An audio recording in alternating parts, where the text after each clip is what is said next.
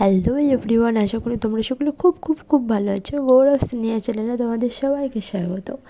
আর আজকে একটা unique recipe তোমাদের সঙ্গে শেয়ার করব, যেটা আমার বর আমাকে আবদার করেছে যে একটা কিছু রেসিপি বানিয়ে খাওয়াতে হবে। তো ভাবছি যে এই রেসিপিটাই করি আর তোমাদের সঙ্গে শেয়ার করি।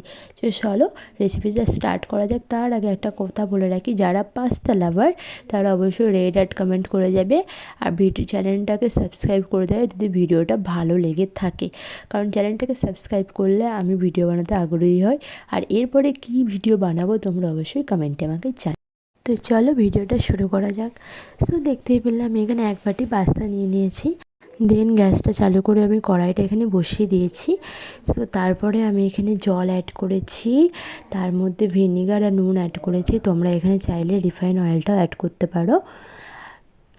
সো তারপরে আমি এখানে পাস্তাগুলো সব ঢেলে দিয়েছি জলের মধ্যে, যাতে পাস্তাগুলো সেদ্ধ হয়ে যায়। আর পাস্তা এখানে আমাদের মোটামুটি 80 থেকে 90% মতন সেদ্ধ করতে হবে।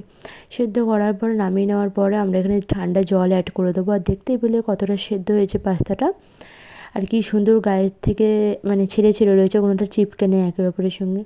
সো তারপরে আমরা এখানে 2 চামচ ময়দা অ্যাড করব আর 2 চামচ কর্নফ্লাওয়ার অ্যাড করব। তারপরে একটু সামান্য নুন অ্যাড করব। নুন অ্যাড করার পর এটা মাখাতে হবে, কিন্তু বস আমরা তো বাঙালি, সো আমরা চামচ দিয়ে মাখাতে পারি না। সো সেই কারণে আমি এখানে হাত অ্যাড করলাম, হাতটা দিয়ে ভালো করে মাখিয়ে নিচ্ছি। আর দেখতেই পাচ্ছ কত সুন্দর ছেড়ে ছেড়ে রয়েছে, মানে গায়ের সাথে চিপকে নেই একটার সাথে একটা। সো তারপরে এবারটা ইন্টারেস্টিং পার্ট হচ্ছে মশলাটা তৈরি করা। সো তো আমি এখানে প্রথমে জিরের গুঁড়ো নিয়েছি, দেন লাল লঙ্কার গুঁড়ো নিয়েছি, দেন চাট মশলা নিয়েছি, তারপরে ধনের গুঁড়ো নিয়েছি, তারপরে খানিকটা নুন নিয়েছি আর খানিকটা সবজি মশলা নিয়েছি। তোমরা এত কিছু না ইউজ করেও একটা ম্যাগি মশলা দিয়ে আর সামান্য নুন আর লঙ্কা দিয়ে মশলাটা বানাতে পারো, বাট এইগুলো অ্যাড করলে কী হয়, মশলাটা খেতে আরও বেশি টেস্টি হয়। তো সেই কারণে আমি অ্যাড করেছিলাম। আর এইগুলো নেওয়ার পরে খুব ভালো করে মিক্সড করতে হবে, যাতে কোনো দানা দানা ভাব না থাকে, পুরো মশলাটা একদম মিহি হয়। আর ভিডিওটা ভালো লাগলে অবশ্যই চ্যানেলটাকে সাবস্ক্রাইব করবে। আমি বারবার করে বলছি, কারণ চ্যানেলটাকে সাবস্ক্রাইব করে রাখলে আমি এরপরে কোনো ভিডিও বানালে সবার আগে তোমাদের কাছে পৌঁছে যাবে। সো একটা মশলা করা রেডি হয়ে গেছে। এবারটা তেলটা গরম করতে দিয়েছি, এখানে বেশ খানিকটা তেল দিয়েছি আমি কড়াইয়ে। তেলটা গরম হয়ে যাওয়ার পরে এখানে পাস্তাগুলো আমি অ্যাড করে দেবো। পাস্তাগুলো অ্যাড করে দেওয়ার পর একটু নাড়াচাড়া করে দিতে হবে, যাতে সমস্ত দিকে তেলটা লেগে যায়, নয়তো একদিকে হবে আর একদিকে পাস্তা হবে না। আর এরপরে আমি কোন রেসিপি তোমাদের সঙ্গে শেয়ার করব অবশ্যই তোমরা কমেন্টে আমাকে জানাবে, আমি অবশ্যই দেওয়ার চেষ্টা করব। আর আমার চ্যানেলে আরও অন্যান্য ভিডিও আছে, তোমরা চাইলে সেগুলো দেখতে পারো।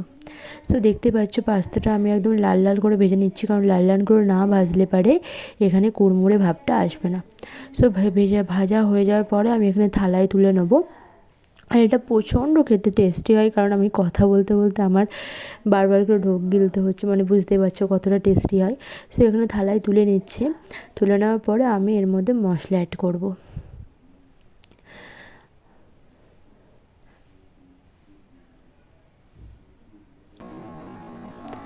সো আমি এখানে মশলা অ্যাড করে নিচ্ছি।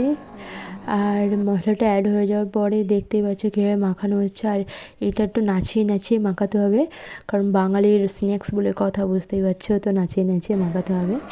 আর দেখতেই পাচ্ছ কতটা সুন্দরই হয়েছে, কী সুন্দর আওয়াজটা আসছে। আর আমি খেয়ে অনেক রিভিউ দিচ্ছি কতটা টেস্টি হয়েছে, প্রচণ্ড। খেয়ে আওয়াজ শুনে বুঝতে পারছো কতটা